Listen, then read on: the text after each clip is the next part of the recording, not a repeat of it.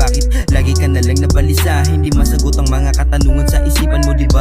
Nilamon na ng bisyo ang sarili mo, kasama na rin na nilaso ng isipan mo. O bakit ganito nasasaktan na ng lubusan ng mga magulang mo sa mga katarantaduhan mo? Pero kakayanin mo naman, diba?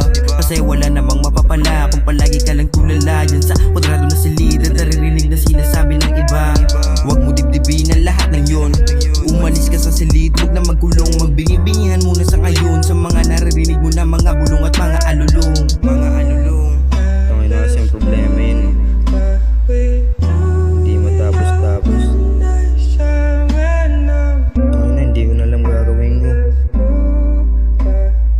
Pero wala yan.